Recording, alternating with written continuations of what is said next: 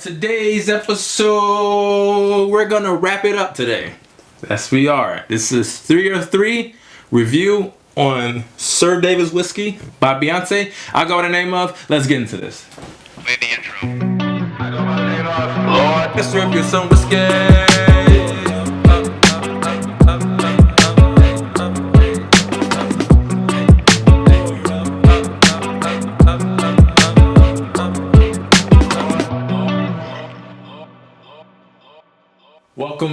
Welcome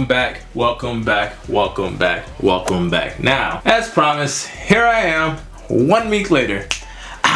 So initially I did review this when the first press release went out a few weeks ago. Shortly after, a few weeks passed, I was able to get the bottle.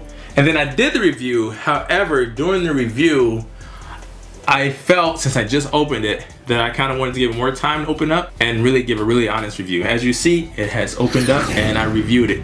And yeah, so over the few weeks, I just been taking notes on, just different pours out of that bottle and seeing if I liked it or didn't like it and what I didn't like about it. So yeah, so we are gonna get into it today. So if you want to know more about the bottle, I will go ahead and link the first video I did up there. And if you want to hear a little more in depth, I guess my first review on the nose and the sipping, I'll go ahead and link that one right here too. So for today, no history. I'm just gonna get into it. Like I said, if you want to see it, you can look at the old ones.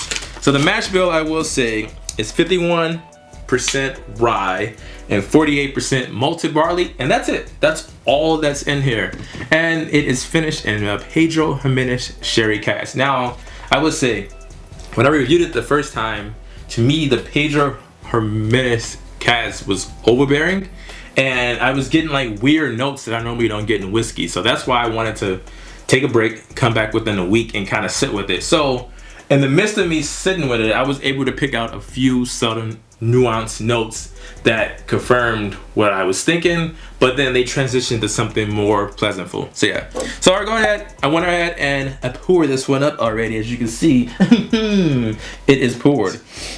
So already, so the first note that really hits you off top is that Fig Newton. I like Fig Newtons. Let me know in the comments if you like Fig Newtons. So yeah, secondly, I would say next to Fig Newtons, with this being a high rye content of a mash bill, you do get those bacon spices in there that's pretty present. So there's usually like a peppery note that's in there. That is in there. However, there is a, faintness of like brown sugar, but it's very faint as well in there.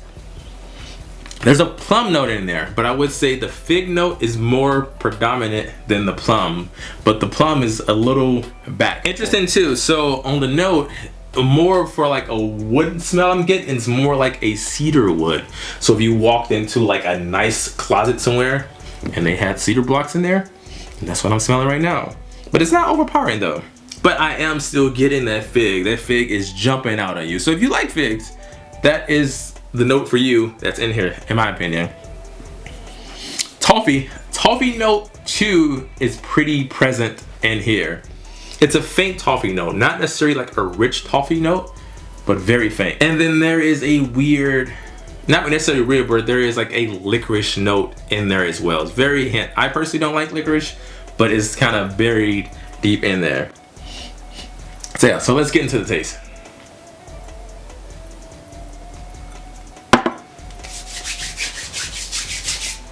So one thing I would say, on the palate, you definitely get, once again, that fig. That fig definitely transfers over.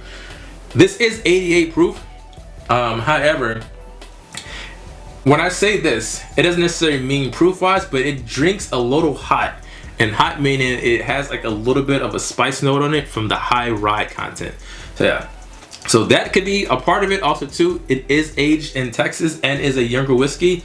And as I said before, Texas heat usually abuses the hell out those barrels, and it's a certain kind of like kick and punch that it gives those barrels. So that's usually what I'm tasting right now. Overall, I would say if you are used to kind of more like bacon spices and more of like a fall-esque type of vibe, this could be the one for you. Overall, the finish is not necessarily short, but it's a medium finish, but it's not like a super long medium finish. However, the coating of the mouth, it's interesting because it's not really necessarily super oily, but it coats it enough for it doesn't feel like, you know, the party just stops as soon as you have a sip. So yeah, overall it is a medium finish. So the magical part now, it's two parts of this. I'm not doing another episode, but it's 2 parts. One, if you are a Beyonce fan, is this worth it? And 2, if you are into whiskey and an avid collector or enthusiast, is this worth it? So the first part, if you're a Beyonce fan, is it worth it? I would say 100% yes. But one thing I would say about this, do me a favor. Get the bottle, right? But buy 2 bottles. And this is why. Hear me out. The first bottle you're gonna use, you're gonna enjoy it with friends, yourself, whatever, yada, yada, yada.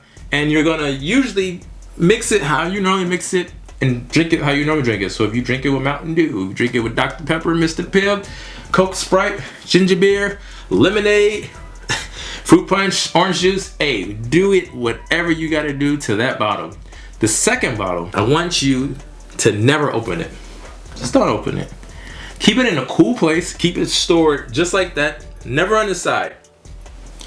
In about 10 to 15 years, the price you paid for it, you could make a profit plus more. Now, with that said, I don't think you can necessarily, you know, pay a car note off with, you know, the future price of this, but it will be a few extra hundred more than what you pay now. Only because they are coming out with different expressions, and this is the first expression for this line. So I would say collector wise, I would definitely maybe buy 2. Keep the second one, like I said, store it right. Now the second part, if you are into whiskeys and the spirits, whatever, is this worth it? Depending on your palate. If you like Pedro Jimenez sherry cask and a lot of whiskeys that are finished in it, it possibly could be worth it to you. If you like high rye content in the mash bill and malted barley and that's it, this might be the one for you. If you like fig Newton notes, this may be one for you. I think the biggest thing that may turn people off with this, just in the whiskey community, is a lot of people necessarily get turned off when they hear the word celebrity and whiskey attached to it, because sometimes people think it's like a money grab thing. With Beyonce, like I said, I personally don't know, but what I would say is they did go out their way to hire the right people to make the right decisions to push this brand forward. I do know they are extending the line. There's other expressions that they're planning on release over a period of time, so I am interested in also acquiring those and trying those.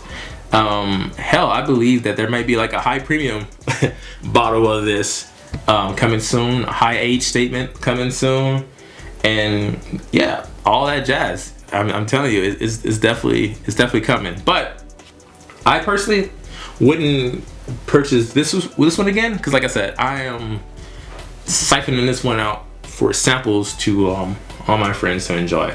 And like I said, me personally, it's not my cup of tea on my palate, and it's not something I would necessarily lean to on the reg. So yeah. So that is my 2 cents on